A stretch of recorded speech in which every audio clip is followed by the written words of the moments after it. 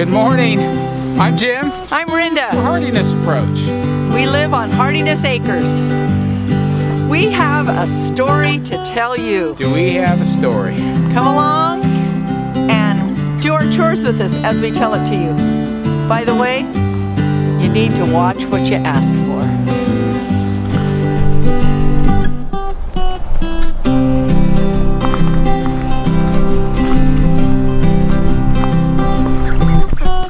Good morning, girls. Hello, Rooster. Should we give you a name? Okay. Yeah. Good morning, chickens.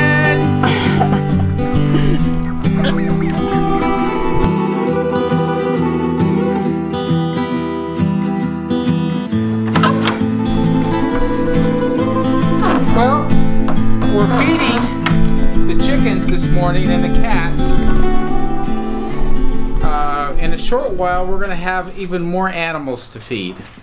So let us tell you part of this story. We have a friend who's the realtor who sold us our home, and she has taken a job up in Alaska. She had her home all rented out, or assigned to a person to stay there and take care of all of her goats. She'd got rid of her chickens and her turkeys and her geese or whatever she had, and made this change. She came home this weekend because she had to make some additional changes. She'd had several of her goats die. Parasites, something, she doesn't know what it was. She dewormed them prior to leaving. She's dewormed them again. And she was just kind of beside herself as to what to do. Yeah, she's very concerned. I mean, that's a lot of loss, and so... She said to herself, I don't want to sell them to somebody. They're my babies.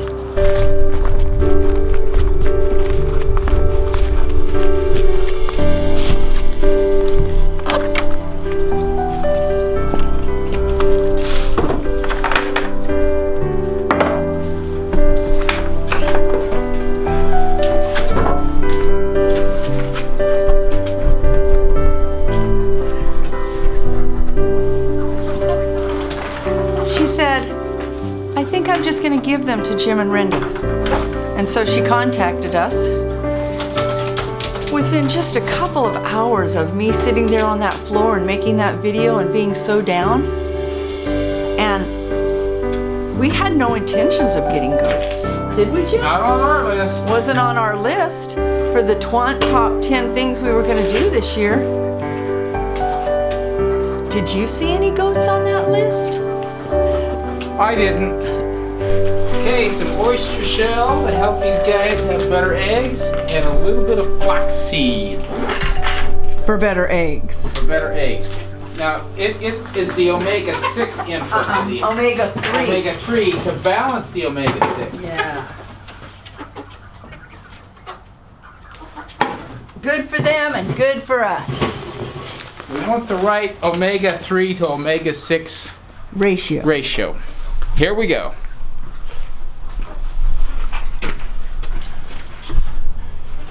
And some unfrozen water.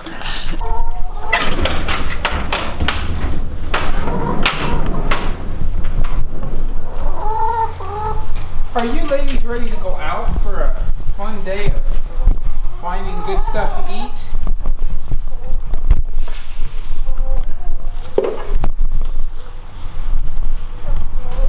I love these chickens. So is there more to the story? So we thought about it, and... How long did we think about it? Like a New York minute? No, we pondered it. Okay, we decided, and then I pondered on it about what it would mean. After we committed to it, we really started pondering on it. No, I know what we did. The very first thing that we did was we're like, Jim says, call Rose at Wholesome Roots. Didn't you say that? I did. That's the first thing that came to my mind, because lot of considerations. We're not set up for goats. We don't have fencing for goats. We don't know we don't have fencing for goats. That was my biggest concern. Right. And the fact that they're coming from a place where so many have recently died, a lot of concerns there as well. So we needed to have better understanding of what we could do to prevent those kinds of problems. We are getting 5 mamas who are all pregnant. I know! Which wasn't part of the plan. Our friend hadn't planned on having them get pregnant. She did not want them to get bred, and the person who was caring for them bred them. So anyway, we are going to be getting, there are 4 3 Toggenburgs, 1 Nubian, and 1 Nubian La Manche mix. They've all been mamas before, and we have a beautiful barn that we are getting ready. So I'm going to show you what some of the things are that we've done to get ready. I'm actually going to show. Rena didn't mention one of them is called Grandma, because I wasn't going to tell them that right now. I think we should. Oh, you're going to have to wait and hold off on this. Hold that information. We're going to hold that information. Okay, very good. Anyway, yesterday we prepared our back area for the barn. We're going to show you the area that we have prepared to be their home to start with.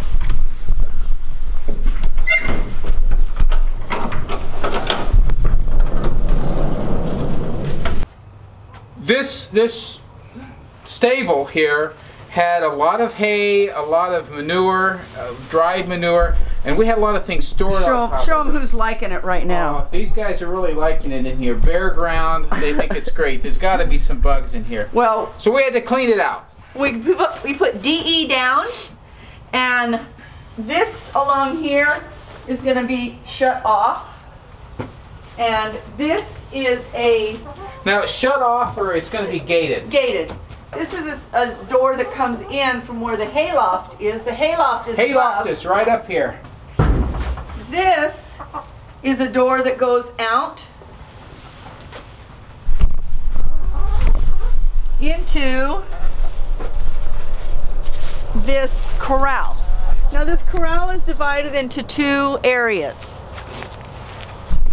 And so we will block this area off so they can just be in here. And right over here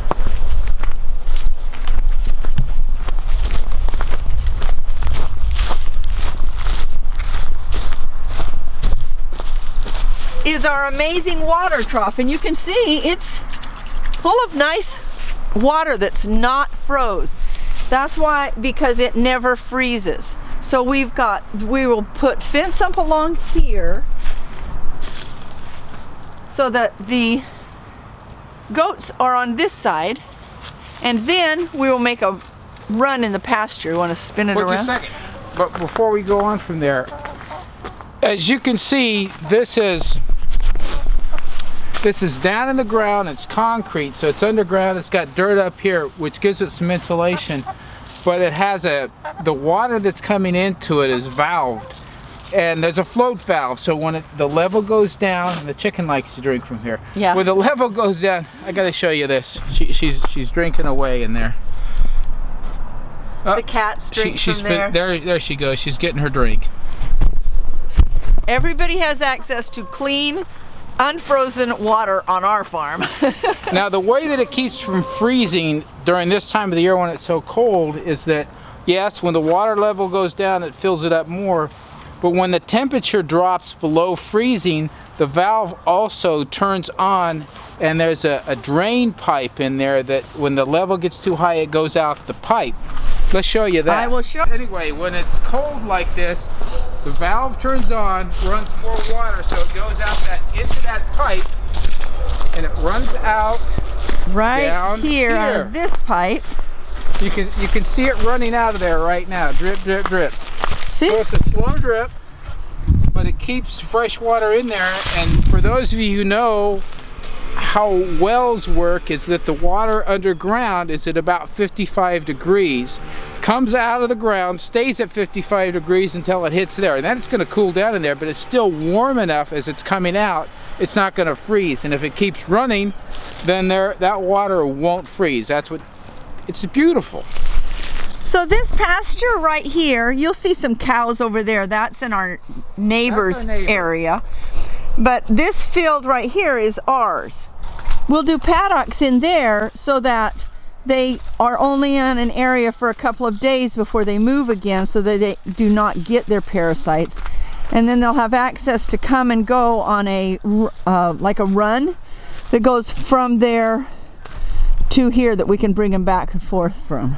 That's still a detail that we're working out, how we do that run and how we get them to and from. It'll be fun to figure it out. We recognize that this pasture is not large enough to keep them for 12 months, but we have a lot more pasture here and a lot more pasture over there. That need eaten down. Woods. So plenty of space that we can move them around in. So that's going to work out great. Great story, huh? We're not done with this story.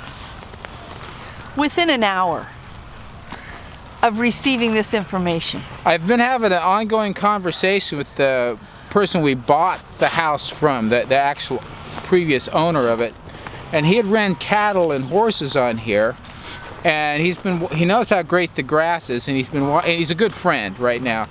He's been watching the grass. We've got nothing to eat it. He's got a herd of, I think, like 350 cows, and so a lot of situations there, and it's paining him to see this grass not get used. That's paining us. And it's paining us too. We've had multiple conversations. Yeah, pain. We've had multiple conversations. So got a text from him within that hour time saying, I've got 4 weaned calves that I'm going to try to catch and bring over on Friday if you still want to have them eat the grass there. One of them is going to be ready to process in November, he said. Or next fall. Yeah, next fall is what he said, next fall. And we'll get half of that cow for letting him run his 4 calves on here. Yeah. And so within an hour's period of time, we have 5 goats and 4 cows coming to our property. Cows were on our list. Yes, they were. Cows. So that's great. So our grass gets... They weren't on our list, but we know that we're on it. Yes. So this grass that's soaking up the sun and all the energy from the sun is going to get turned into beef for us, which is great. Wow. So, needless to say, I stepped out of the kitchen yesterday. Kitchen's on hold. We got a lot to do. We didn't get it mudded. I painted a little tiny bit more, but... We have a perimeter fence that's electrified for the cows. That's what it's done before. Grass is growing up into it. It's disconnected.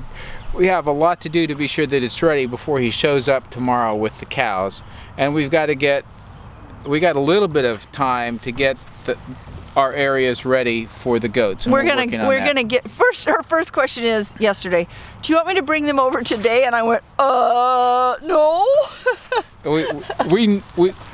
We're not bright, but we know enough to know we're not ready for the goats today. So we'll just go pick them up ourselves when we're ready. They're about 45 minutes away from here. Yeah. Anyhow, we called Rose and went over a long list of things. Then went last night to a tractor supply store. We started getting ready. We still have a lot more getting ready to do, but got our probiotics and our minerals, and we're getting there. We're getting there. So, anyway, be careful what you ask for, because someone will hear you and be ready. You will get it. Be ready. We are having our live today at 5 on Thursday. 5 p.m. Central Time, and we'll just talk about our wonderful, incredible, crazy life. Hey, thanks for watching. Bye-bye.